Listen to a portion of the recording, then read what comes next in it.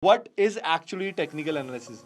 On the ground level, it analyzes the supply and demand zone for any financially tradable instrument. For example, it can be the stocks, it can be the bonds, it can be the forex, it can be any financially tradable instrument.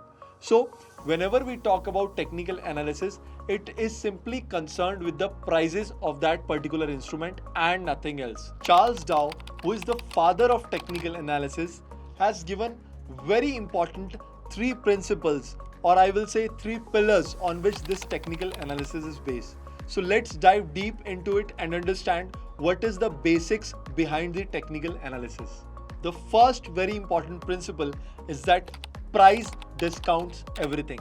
That simply means all the information, whether material, non-material, is discounted by the price itself for that any particular share or commodity or any financial instrument. So whenever we talk about the technical analyst, they particularly focus only and only on the prices of that particular financial instrument. Why so? Because they believe that what is basically the price, that is the value you are ready to pay for a particular any commodity or any share. So how you pay that value? Simply by analyzing the demand and supply forces, right? So whenever we are talking about the price discounts everything principle, that simply means all the information, whether it is material, non-material, whether it is related to the background of that asset, whether it is related to any upcoming news, that is already represented in the price by several participants of the market. Who are they? They can be financial institutions, they can be retail investors, there can be some fundamental analysts, there can be some technical analysts also, there can be some speculators or gamblers you may call so, and there can be big institutional players also who are taking positions in the market. So at any moment of time, the price reflects the consensus of all these market participants at that particular price, right? So that's why it is the first and the foremost principle that you need to understand about technical analysis, that price discounts everything. Thereafter comes the second most important observation that is done by the Charles Dow, that is prices always move in trend.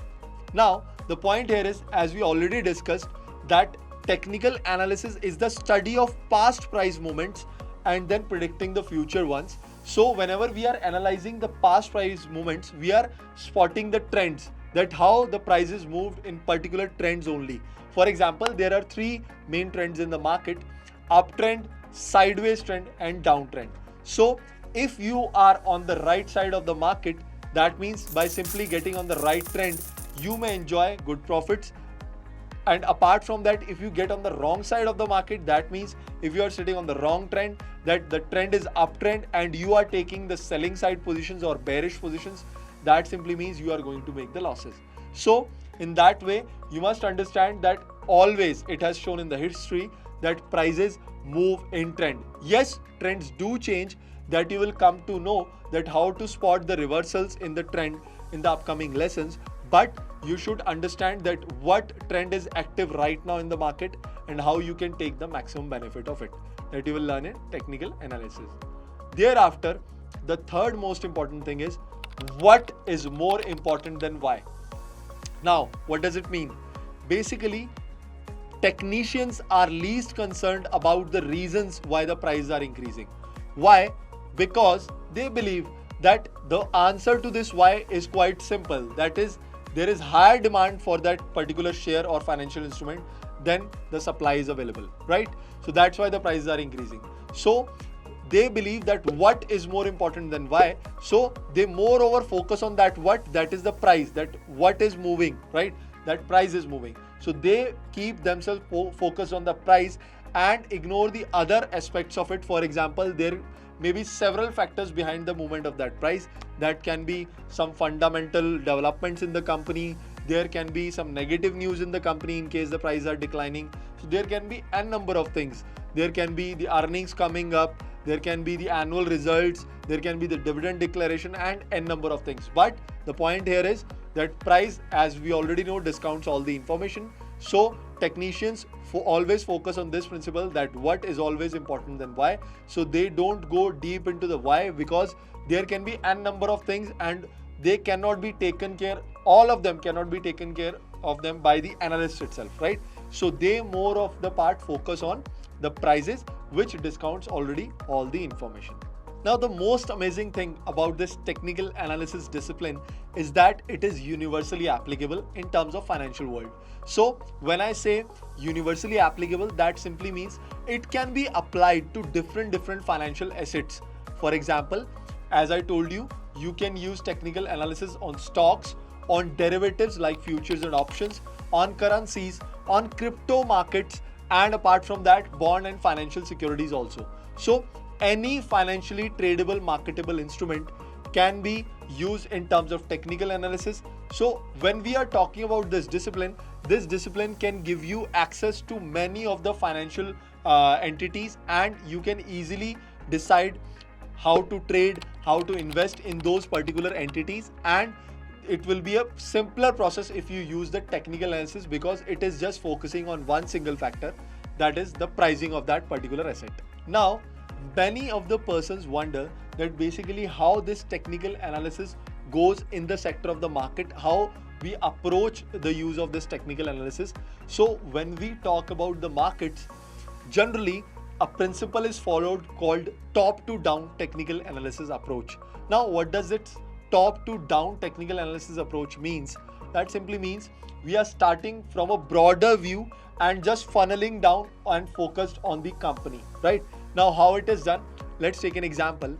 For example, the technicians first take the broader view of the market using the benchmark indices like Nifty 50 or Sensex 30. So you get the idea of the broader perspective of the market in terms of how different sectors, different economies are behaving as a one, right?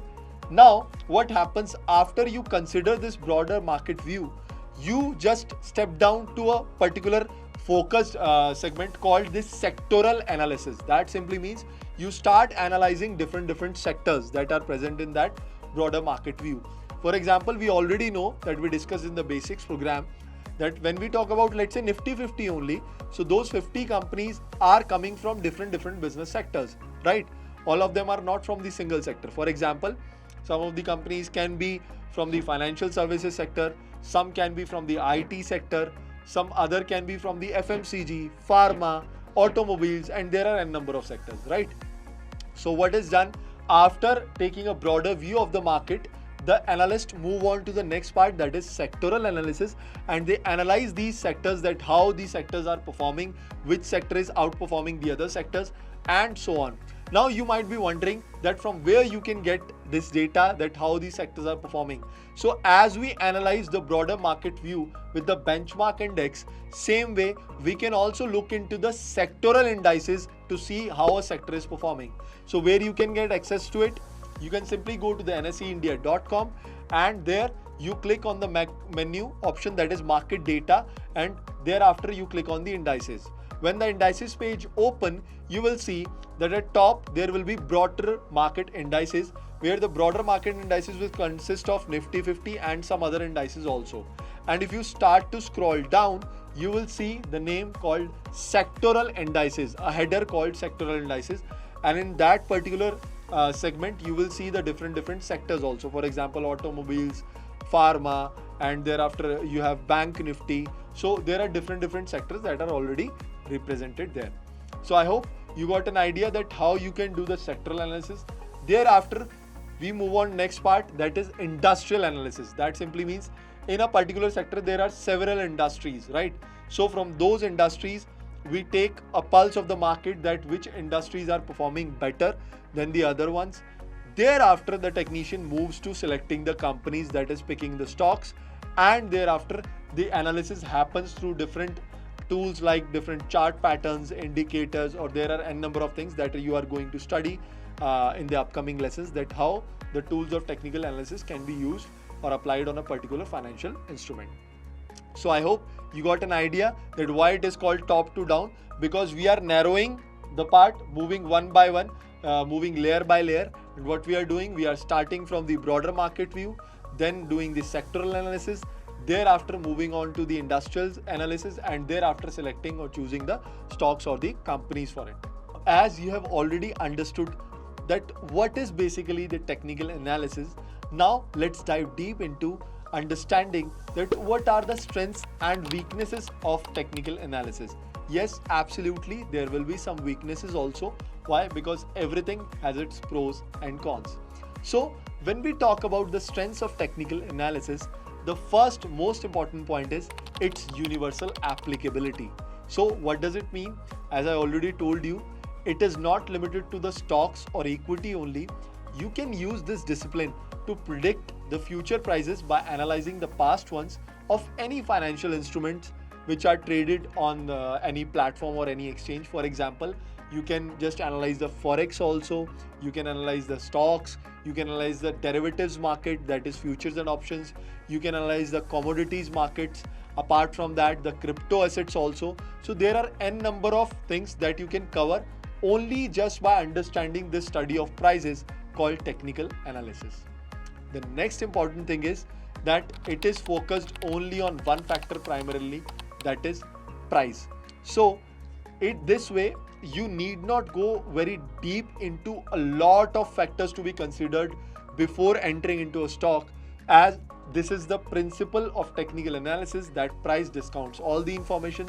So if you learn how to study these prices, you may just get free from analyzing very deep and n number of factors that need to be considered before trading or investing. So this way technical analysis is helping a lot by making the analyst focus only on one factor, that is the price of the commodity, or you can say any financial instrument. Thereafter comes the third most important benefit, that many of the persons who are entering into this market, they have this doubt when to enter, when to exit, right? These are the two most important questions. So this problem is also solved by technical analysis only. Why? Because when we talk about the fundamentals that are related to the backgrounds and financials of the companies, that you will later on understand, but the technical analysis, as it is studying the prices only, the levels of prices only, the demand and supply zones only, that's why it is focused on analyzing that what is the perfect time to enter into a market, enter into a particular financial instrument while taking a trade into it, and what is the time to exit it. Now the perfect here is a relative word, because it will not give you some magical wand like the prices are going to increase from here, you just invest or you exit. But yes, it gives you a lot of ideas about the trend and about when that trend is going to get reversed and is getting reversed, or what is the time to exit. So these are some of the most important things that technical analysis help you with. The next most important benefit of technical analysis is that you don't need to just analyze the prices by looking the piles and piles of table, right? Because it is very difficult if we are analyzing the prices in a tabular format. So it provides you with a visual representation of the data through charts, through chart patterns, through indicators, and there are n number of tools that are used in technical analysis, which makes the study of these prices quite comfortable using several visual representations. The next important benefit of technical analysis is that if you properly understand the rules of technical analysis, you will be able to understand the demand and supply zones of particular financial instrument. And these are the most important thing, as when the prices rise, it is due to a simple reason that the demands are rising. If the prices are falling, it is due to a simple reason that demand is falling and supply is quite highly available in the market. So if you understand these powerful forces in the market, you will simply be able to understand that how the prices are moving up or down, right? So technical analysis helps you to understand this important aspect of financial world, that is demand and supply of that particular financial instrument. Now let's understand some of the weaknesses of technical analysis. So when we talk about the technical analysis, as we already discussed, it is a combination of art and science, and more of it will be more of the art form. That's why it is open to interpretation. Now the point here that needs to be understood is that it is not a hard science. Yes, absolutely, it has some of the characteristics of the science. For example, there are several rules and basically disciplines as systems that are applicable in this discipline, but again, it is the combination of both art and science. So what happens, the first demerit of technical analysis is that it is most of the times get biased by the traders or the investors who are analyzing and using the tools of technical analysis. Now, why biased? Because many people are seeing the same charts, but whenever there are psychological impacts involved, that your money gets involved, people get basically bound or biased to their positions which they are carrying. So they sometimes ignores many rules of the technical analysis and just focus on the rules which are favoring their decisions, right? So that's way the decisions of the traders or investors get biased. The second important thing is, as it is not a hard science, it is open for interpretation. So it happens many times that on particular time frame you will be seeing an uptrend, on the other time frame you will be seeing the downtrend, and if you are considering so many factors of the technical analysis itself, you might get confused. So that's why, because it is open for interpretation, it is not a mechanical science that you do this and you do get this, for example the law of gravity. So that's why, since this open interpretation is existing, that's why sometimes it gets a bit confusing for a non-experienced person or the person who is totally new to this discipline. Thereafter, the next important thing to be understood is that it is not 100% of the times working.